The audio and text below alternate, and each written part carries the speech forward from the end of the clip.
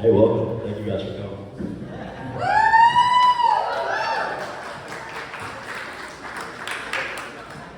Hey everybody, I'm Kai. Thank you all very much for coming.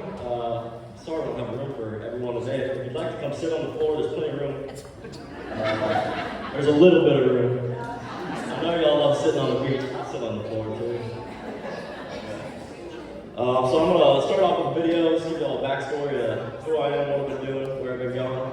And then I got a presentation for you. They want me to speak for 30 whole minutes, so I'm going to turn not a long story short, I'll just give you a long story. And yeah, then I'm going to teach you about how I like to find sea bass, maybe toss some tips and tricks your all's way.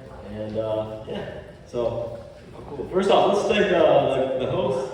We got Denise, Caesar, and Chrissy from International Sea Bass Festival. All thanks to them. Thank you very much. We have a rare treat. All right, so let's start off the video. We got the lights off, so maybe you guys can see a little better. I hope so.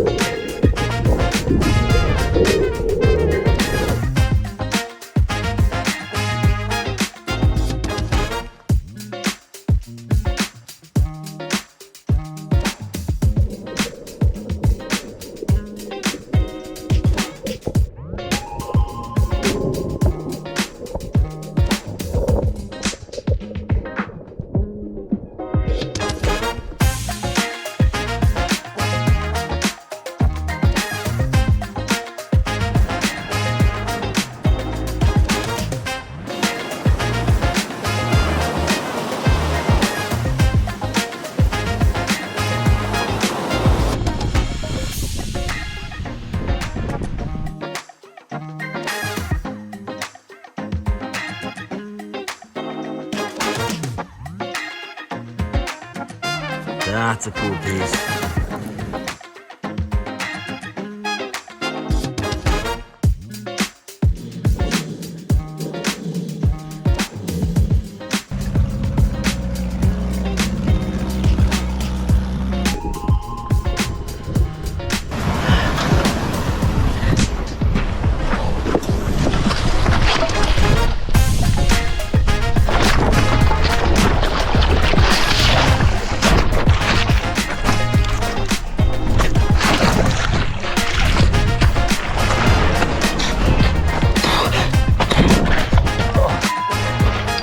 Oh man.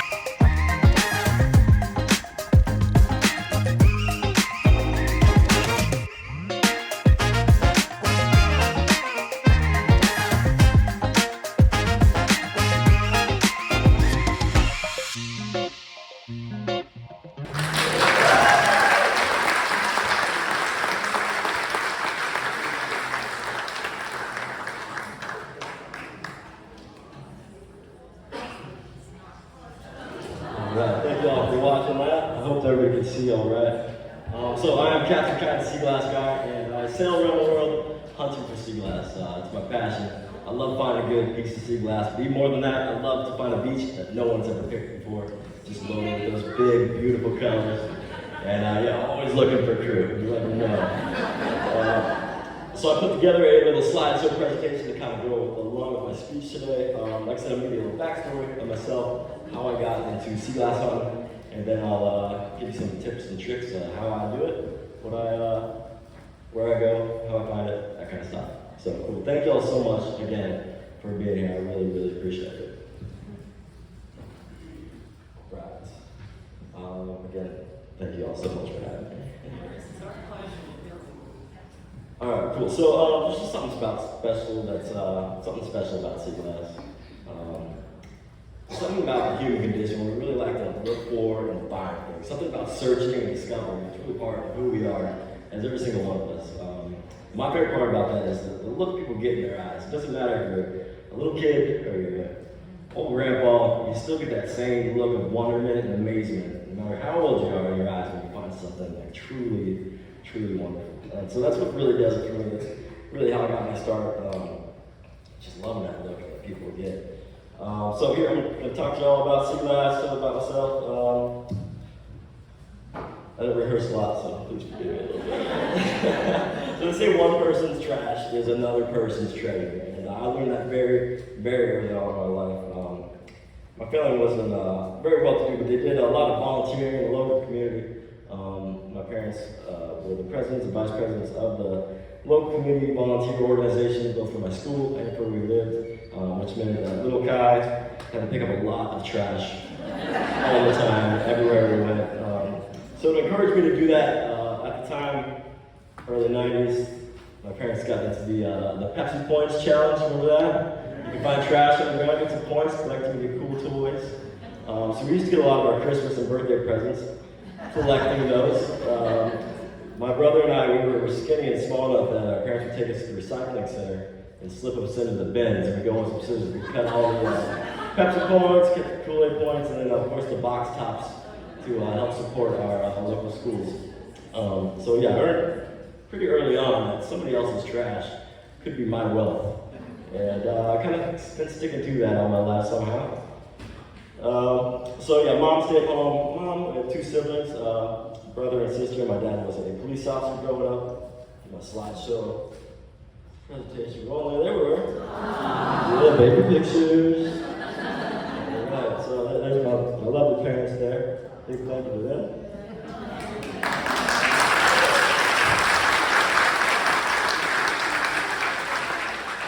There's a rumor going around that they are millionaires.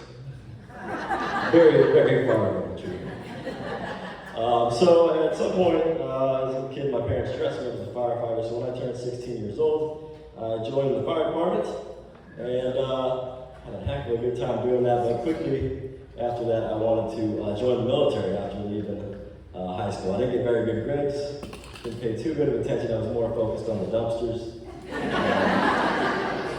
After, when my parents taught me the Pepsi points and the Kool-Aid points, I'm embarrassing my mom right now, pretty good. Me and my friends moved up to actual dumpsters, going behind stores. Every morning before school, we would walk a mile each way to Sports Authority, Marshalls, those and things, and collect all the cool stuff we could find and hide in the bushes, come back after school and take it home. And then once a month, we would have a yard sale with all our cool stuff.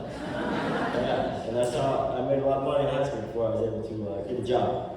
But at 16, I joined the fire department. Quickly after that, I became an EMT as well. I really just like the idea of impending doom. I like feeling like I don't necessarily want to go when the house is burning down, but I like the idea that if I had to, I could, and I'd do a good job. So there was something about that. So I became an EMT after that, and my parents, when I was a kid, dressed me up as a doctor. So after I was an EMT, I soon joined the Army with all my buddies. We all joined as combat medics in 2006.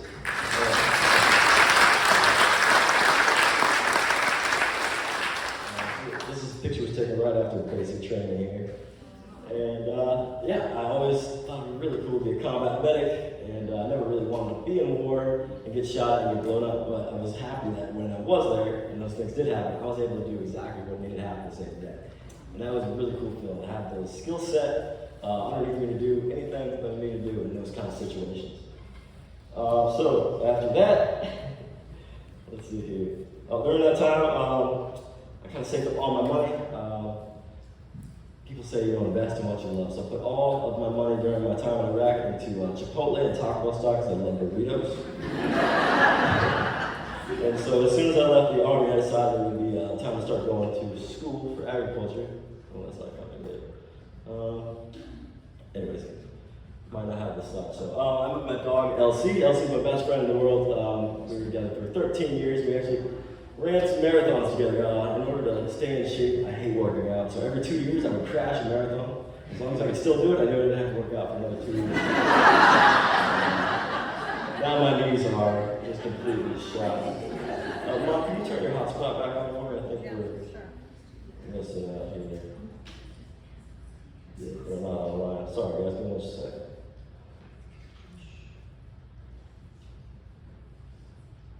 How's everybody doing up there? Not too hot yet, right? Yeah, a little cooler than yesterday. What state did you grow up in? What's that? What state did you grow up in? Grew up in Virginia. California, Virginia.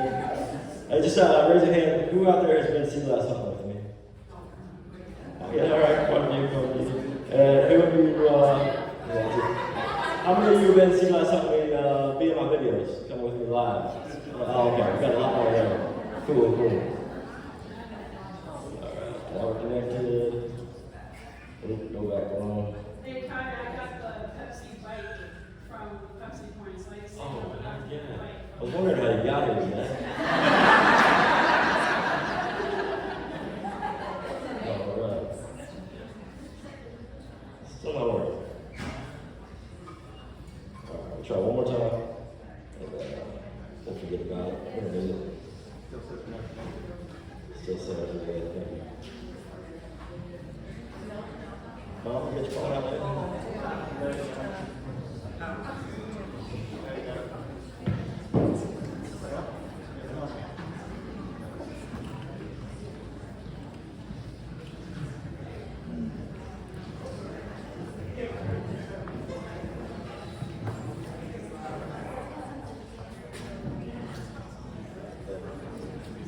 Technical difficulties.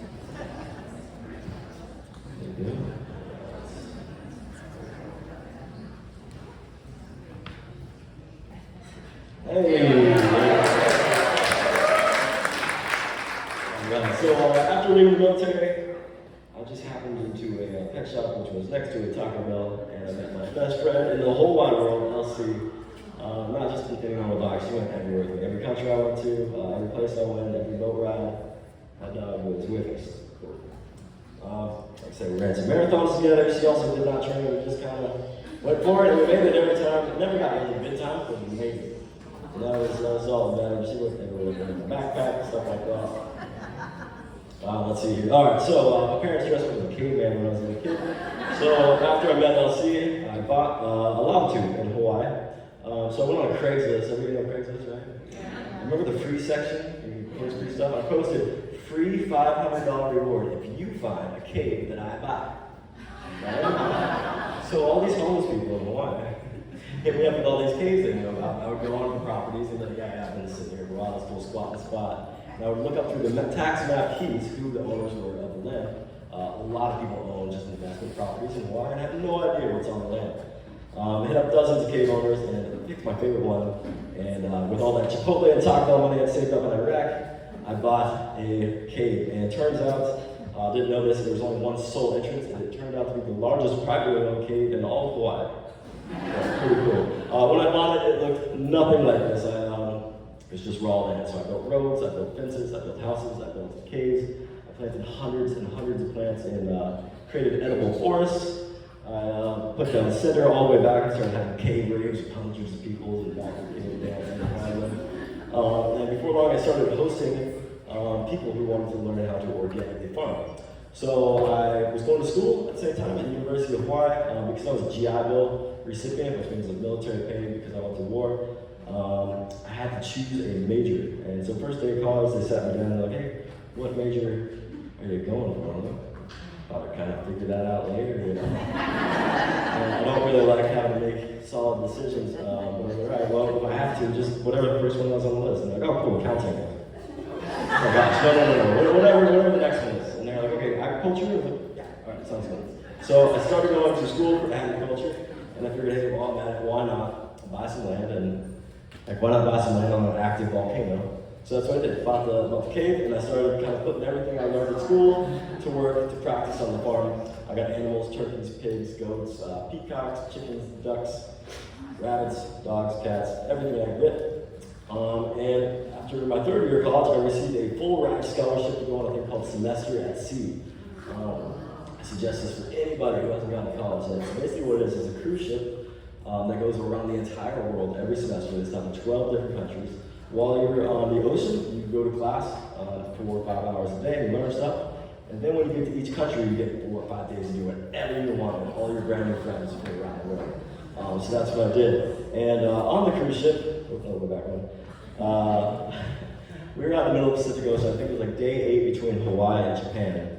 We had not seen a single boat the whole time. The only thing we saw on the ocean was a giant stadium bleacher set that was just floating with thousands upon thousands of birds on it. But then at one point we saw a guy on a sailboat in the middle of nowhere. We hadn't seen anything for days. And there's this dude and he's having a rough go. But I mean, huge waves coming over the bows. Single guy.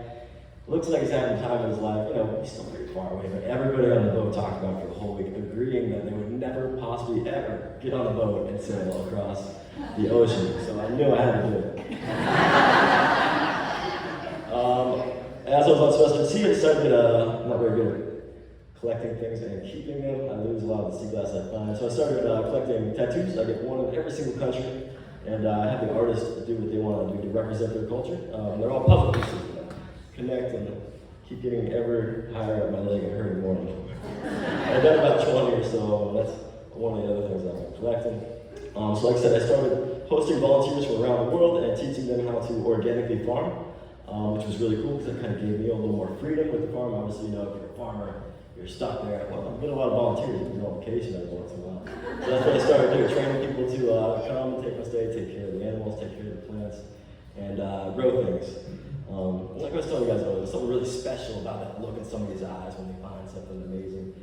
That look is also the same when people grow things. We see somebody grow a fresh fruit or a fresh vegetable, and they pick it themselves, you get the exact same look at whether they're young or old. So I really like that. It's kind of similar.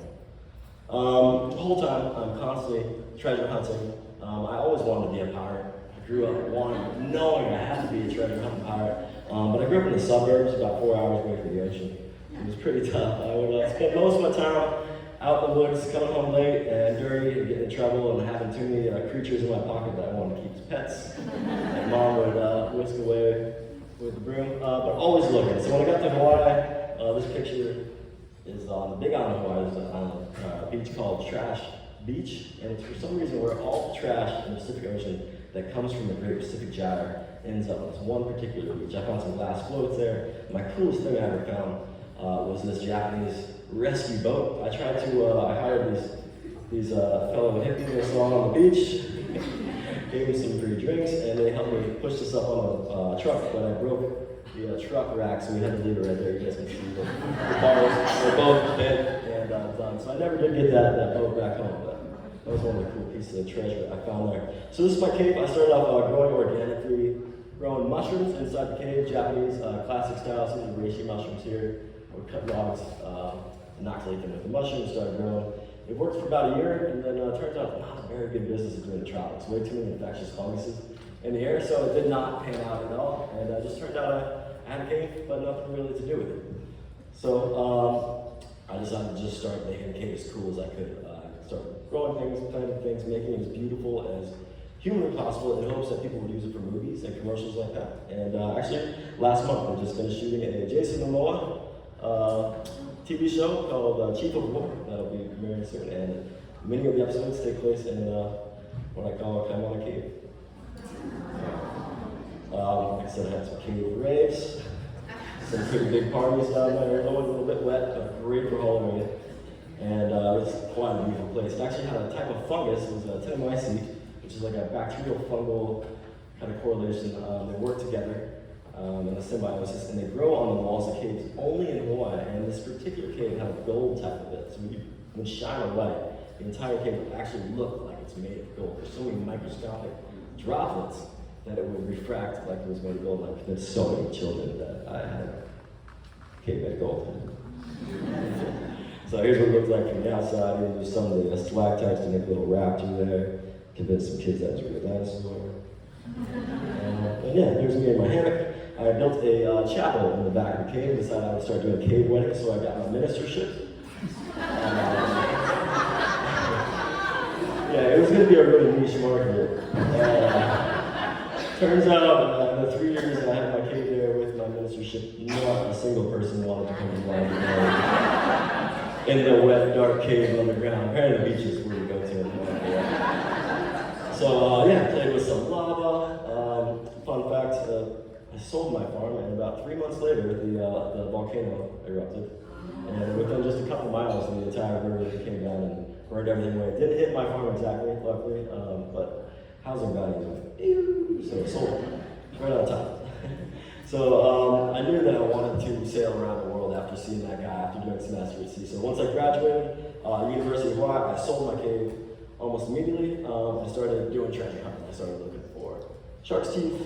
I started looking for Herkimer diamonds. There's a sea there with some. I thought it was actually pretty close to here.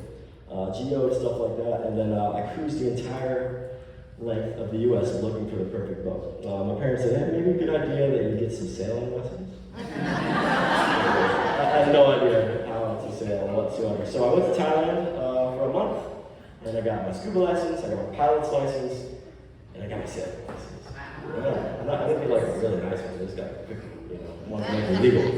So I did that, and then I cruised the entire U.S. coast, all the way to the East Coast, all of California, Florida, Mississippi, all the South Coast, and looked for the perfect boat. I got on board over 3 dozen boats with brokers, and eventually decided on this one here, the Emerald of Pleiades, which was in South Portland, Maine. Yay! Yeah, good spot, huh? It was a long background. So here's the boat here. Let's see, I've got 3 4 hours good.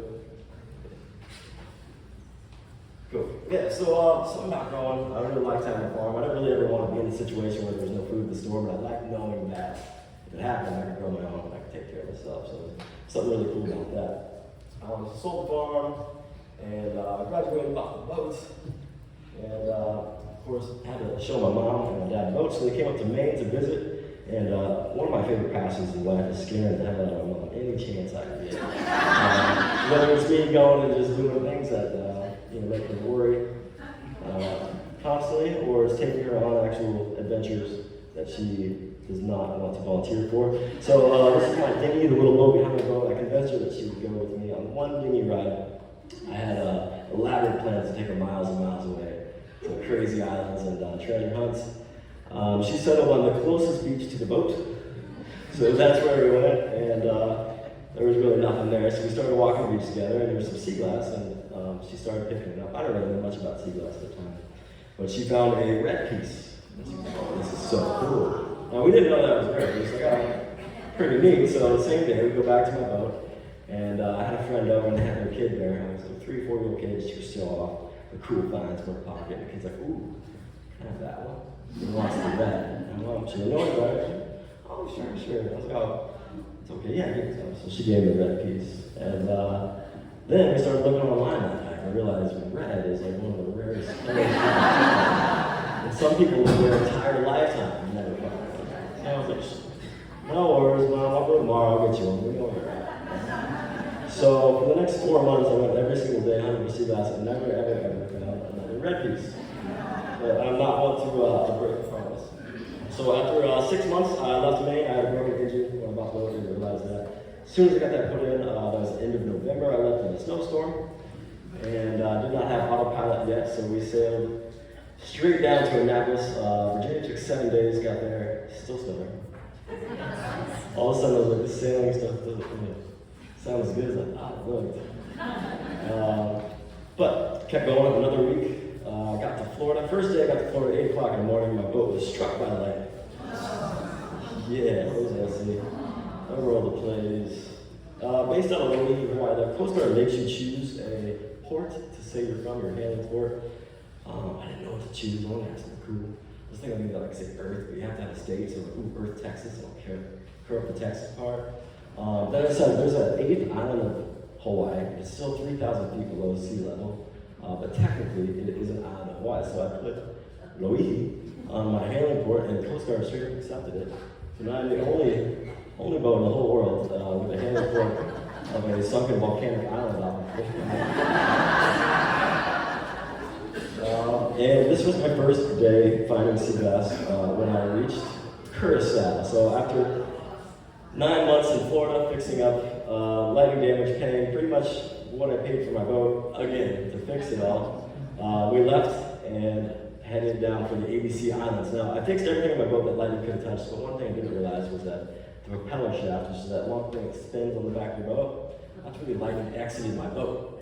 And so that made that very brittle. So when we were 12 days offshore, that broke, shot out of the back of my boat and left a 2-inch hole behind it. And so we almost sank. I got water out to my engine. It was 3 o'clock in the morning, and it was a heavy storm with 30 knots of wind. I had to actually dive underboard and find the hole in the dark and plug that. And yeah, we almost sank. So now my engine wasn't working, and to make the other 150 miles to Aruba, instead of being able to motor sail, because it's directly into the wind at 30 knots with 3-meter tides, we instead had to sail 8 days, tacking back and forth against the wind, making progress about like 20 miles per day, which really sucked and drove a lot of things in the boat. Got to Aruba, and there was no machine big enough to haul me out. So, with that piece of wood still plugging up the back of my boat, I continued sailing on to Curacao for 6 days. Got there and hauled out, and immediately realized my boat was completely smashed and broken up on the inside from hitting those waves for so long, for so many days. So 2 years I was going to be stuck in Curacao. I was thinking like maybe 3 months at the time. It turned out 2 years. I was a little bit heartbroken, and I decided, well, the heck with it. I'm going to take my dinghy, I'm going to take my dog, and we're going to explore every single beach on my back. So we started doing it, and sure enough, the very first beach I found, I picked up this nice handful in about 15 minutes. So I hit my mom and was like, hey, found those reds for you, sent her a picture. And she's like, you found treasure? I was like, yeah, I found some treasure for you. She's like, no, you found treasure. Like, yeah, some sea glass, trash, man. No, people pay money. She's like, no way. She's like, yeah. So she sent me all these Facebook groups. Anybody follow any sea glass owners, sea glass lovers, anything like that? Yeah, she sent me those ones. I was like, oh my gosh. Really? And the prices I saw people selling stuff, I was like, I could sell everything for half that price and still make money. Which was great, because I was very quickly going broke after that lightning streak. So I didn't start off selling sea glass. I started taking off pictures, taking videos. My mom suggested that I do live videos and take people on hunts with me, so I started doing that, started doing lives. I quickly found more and more sea glass beaches, over half of a dozen in Curacao alone. And I started just picking it up and kind of learning what was worth things, what was cool, and what made me smile. Like that piece with the guy's face on it. Cool. That's the patron saint of doctors in Venezuela. Took a while to figure out. Cool mustache. Yeah. So very quickly I realized that I could make a living out of doing this. So I was just doing a lot of videos, and people were giving me tips to watch online. And more and more people said, hey, can you sell me some sea glass? Can you send me some sea glass? I wish I could, but I'm in the middle of the Caribbean. It's absolutely impossible to get that stuff home via the mail system. But other people were like, hey, can I do tours with you? Can I come out and visit? I was like, all right. So I started in my videos trying to encourage everybody, hey, pick up your trash when you're out there. Don't forget to get that passport, right? And before I knew it, more and more people, hey, I got my passport, I'm ready to come see you. So I was like, okay. And I started taking people on tours, taking them with me, sea glass hunting. And there's something about finding a piece of sea glass at the time where you just get that look. You're a little kid, or an old man, or an old lady, or a little baby. As long as you know that's something cool to you, you still get that look. It's like, man, it's pretty cool. I can give people that look every day, and that can be my job. People were so grateful when I started offering, can I bring anything back to the U.S. for you? And so I was thinking to myself, shucks, that's my only problem in the business. I got all the sea glass in the world, but I can't get it home. Now these people are willing to be my sea glass mules. In exchange for some tours. Man, putting these strings together, this could work out. So, started selling sea glass, and started LC's Glass. That's the name of my Facebook page there. And very quickly after that, started a YouTube channel, The Bored Pirate. My dog was always bored, no matter how many cool adventures I took on, no matter middle of a lightning strike, just didn't care. She just happy to be there. Sun's out, tongue's out. That was her. All right. Yeah. How's it going for everybody so far?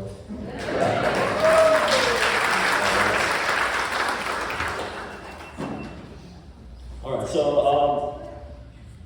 hey, you make a career. This has to be some fun. I really want to explore the world. That's why I want to be a treasure hunting pirate since I was a little kid, like I said. But I grew up in the suburbs. But now I'm on the boat. I'm in the Caribbean, and I know what treasure looks like. So I started exploring. I started going to as many islands as I could. I went to Aruba, I found sea glass. I went to Bonaire, I found sea glass. Because my boat was in the shop for 2 years in Curacao getting fixed up, I didn't have my boat with me. So when I got to Aruba, that's a nice picture right there. What I would do is bring an air mattress with me everywhere I went, and I would blow up the air mattress, and I would use that on my boat. I'd use a big trash bag to catch the wind or a hammock, and I could sail the air mattress at least one way with the wind, everywhere I wanted to go. And I always kept a little emergency beacon with me in case I ever got lost at sea or nothing like that. I wouldn't have to worry about too much. And yeah, started using an air mattress as a boat, and actually started taking people on tours on air mattress. Raise your hand if you go on an air mattress tour with me, Mike. Not as many. So pretty fun, and just started discovering more and more beaches. And my favorite thing is to find a beach that no one has been to yet. Normally the way you can tell that is the blues. Everybody picks up blues first, whether you love sea glass or you don't, whether you know where it's thing or it's not. Those big blues are always the very first things to get picked up. So I started finding beaches with huge blue pieces that were super well worn, just littered all over the top. This is good stuff. I found new beaches. So I would, spent a few weeks checking out, and then started bringing people with me and showing them. And I started checking out Bonaire, Aruba, Curacao. My boat eventually got finished, and I started cruising around other places in the Caribbean. So I went to Puerto Rico, St. Kitts and Nevis, Virgin Islands, all over that place, Colombia, and now my boat is in Panama. But it turns out I'm in the lightning capital of the world right now. So I left my boat there for the moment to come and see you guys, and hopefully it does not get struck by lightning again. This is my best cameraman I ever had. She would wear a GoPro on her back everywhere we went. You can just see how much glass is on the beaches I'm finding. Some of the beaches were actually made of sea glass. There was more of sea glass aggregate than there were rocks or sand or glass or anything like that. This is just handfuls I would pick up at different beaches. Some of the beaches I go to, you see it's literally made of glass. Now, different beaches have different qualities. Obviously, every beach is a little bit different. A quick question, right? If I was to toss a marble on the beach in the water, how long do you guys think that would last? A trick question. So it depends on the beach, right? Some beaches, for example, we saw the booth yesterday where they're selling the huge lavender bags of pieces. Yeah, really, really cool stuff, right? Big stock and stuff. That actually comes from a beach that's like over 300 years old. But it's inside of a huge inlet of a bay, and so it doesn't really get any wave action, right? That stuff sits there for a very long time. It really doesn't get as warm. Whereas some of the beaches I've been to, like in Bonaire, it's constant wave action, and it actually goes into caves and swirls around. Huge pieces of rocks have broken off and kind of made an internal beach that's blocked off from the ocean. It constantly gets the swirling action. So pieces there can wear down way, way faster. And in fact, marbles I found are the size of BBs there. They've been there, only 30, 40 years, but they're wearing down slowly but surely. And at the end of the day, all sea glass is expiring. It's all going away.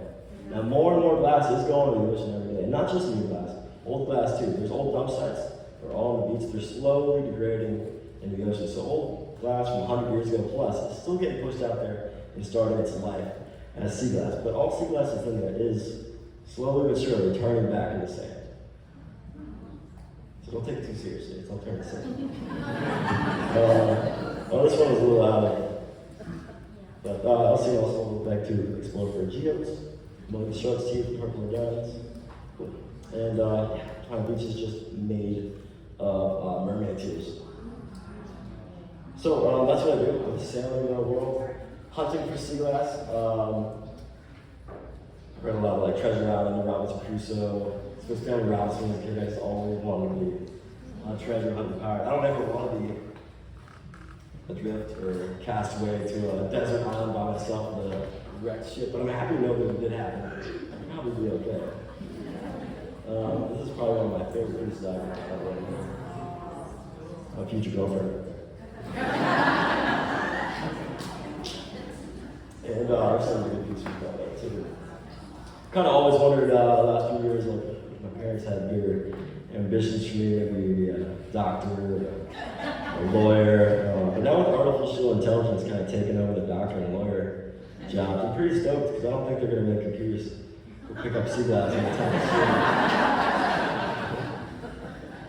Of course, every video I make, I try to post videos every single day. I try to encourage everybody to pick up some trash while you're out there as well, and make sure you get your passport. So it's kind of a catchphrase at the right now. And yeah, I just find absolutely amazing pieces, beads, buttons, dominoes. I'm going to post this slideshow as well as the video on YouTube later, so you guys can check them out in full. Way better color than what we got here. And yeah, you can see the beaches are literally made of glass. You don't have to move to some of the places I go to. You can sit in one spot and just find tons and tons of sea glass. My record, most marbles in one day. Who wants to guess?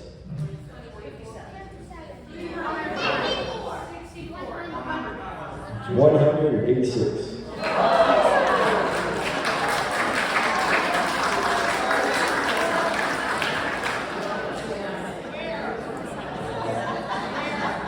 That was in Bonaire. My record was 126 in Aruba and 30, I think it was also 36, I like the sixes, in Curacao. Alright, so tons of people at the Sea Glass Island, other places all over the Caribbean. We've taken hundreds and hundreds of people sea glassing personally in person, and I've taken thousands upon thousands of people hunting with me live through my videos. You can see the place I go, the beaches are made of sea glass. So you can just pick it up and cast in the air what people would spend an entire day trying to pick up anywhere else. So this is a beach of Curacao. You can see that's just what the beach looks like. And people from around the world, there's people from Finland, and there is LC. So I like to usually show off all my good finds on the boat. I'll do a video.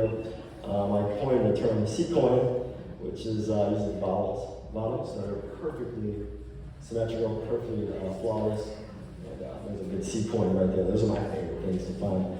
But my number one favorite thing to find is a very brand new beach, and that is what I'm looking for. So last week, 2 days ago, I was in Martinique, looked for new beaches. Just had the idea last time maybe go to Morocco in a few days to check that out and look for some beaches there. So if anybody has any suggestions of where I might go, I'm going to show you all how I kind of try to decide where I go and what I found. There's a nice stack of sea coins there. Obviously the white ones are a little more common in Bonaire, but many places I go to I can't find any sea coins at all.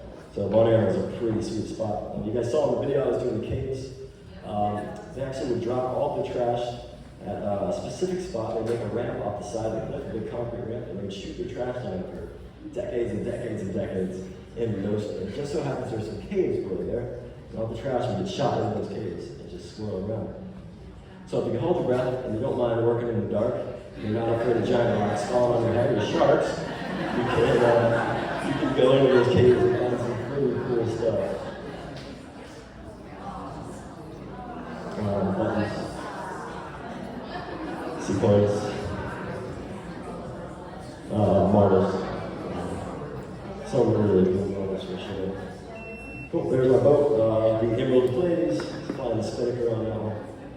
By the James and Rose there. So my dream finally came true. Some friends of mine, Chris and Sue, got married.